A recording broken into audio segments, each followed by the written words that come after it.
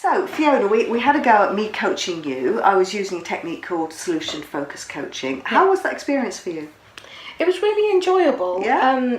I don't know what I was expecting, but I found it quite liberating. Oh, right, that's interesting. Yeah, to sit and focus and look at what was possible. Okay. And start thinking about how I might achieve that. Okay. So yeah, it was an enjoyable experience. So when you say look at what was possible, was that the piece that we did around talking about what your future might look like? Yes. Yeah. I think, we don't get to spend a lot of time thinking about possibilities or daydreaming. True. And actually just to spend some time going, that's what I'd like to do. That's how I'd like the future to be. Yeah. It was really inspiring. It was, you could feel the energy bubbling up inside. That's really interesting. Getting quite excited about that as a potential future. So it was good. You've hit the nail on the head there. The philosophy behind solution focused coaching is that the solution is the preferred future, and it's very much not about unwrapping your past and dwelling on your past, but actually this is where we are now, but where is it you want to get to? And doing what you can. Of course, it's easy to unwrap your past because you were there and it was solid and it's happened. It's less easy to get you to think about where you're going, how do you want your life to be. So there is a skill there in actually getting people to describe, and it can be really hard getting out of them, but most people have got an idea of what they want their life to be like.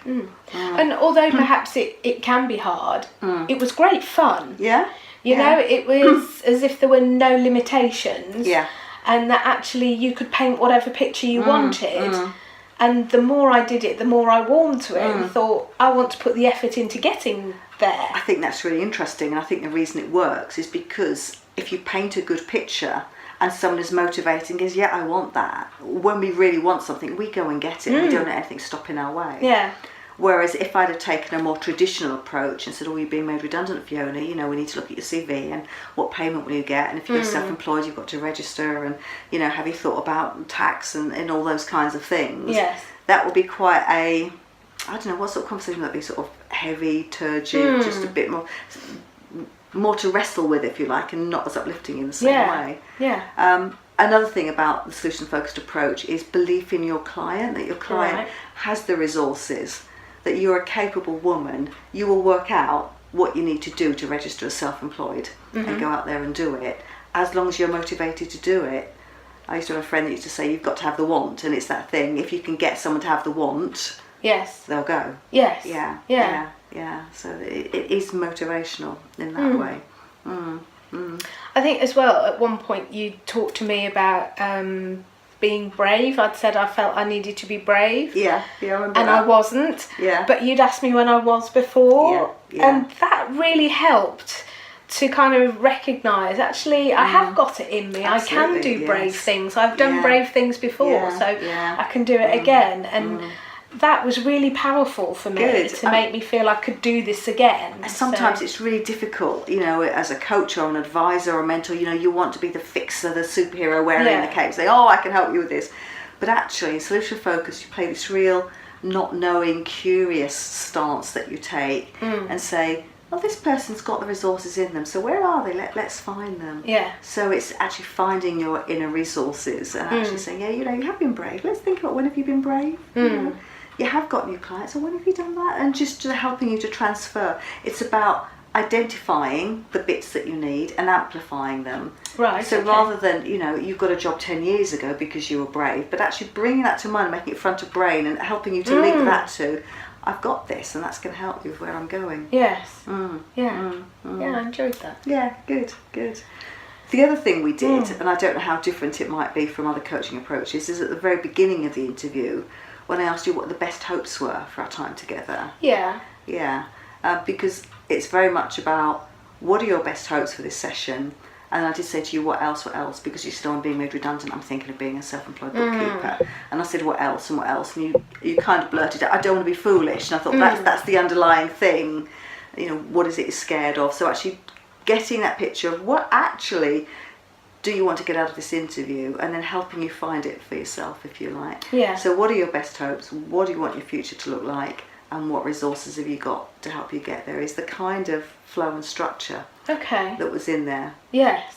Which it didn't feel as if there was a structure and as if it was step by step. It really felt like a nice flowing conversation. Yeah. But there are those kind of elements that underpin it then. Yes, there are those elements that underpin it. So say the second, the third, you can do it the other way around. Yeah. If the conversation takes you that way. Right. It's very, very much client-led. Yeah. And I know nearly all forms of coaching and advice and guidance are client-centred, but this really is, really, really ultra just responding to someone's, responses. And if they're not responding, it's your job as the coach to actually help them find what it is that they want and what they want their life to look like. Right. And what they've got within them that might help them get there. Okay. And it also tends to result in suggestions or small next steps rather than thundering great big action plans with lots of bullet points on, which the client identifies himself, and I think you did at the time. Yeah. How did that feel? Did it feel a bit like not enough outcome at the end, or?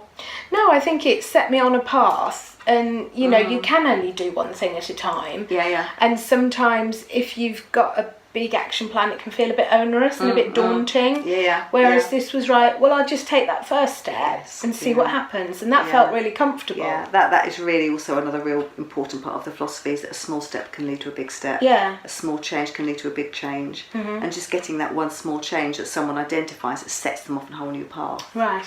And it's about the coach doing as little as possible to help the person find that direction, that step.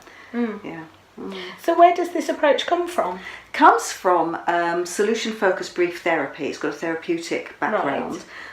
Established in the late 70s, early 80s in Milwaukee from a family therapy centre, where they found that their existing forms of therapy were quite onerous and they took lots of hours, lots of people involved in the assessment of the client. And they're thinking, what are we doing, and is there any way we can make it easier for our clients to move forward? And say the guy in charge was a guy called Steve DeShazer, who had a great team around him.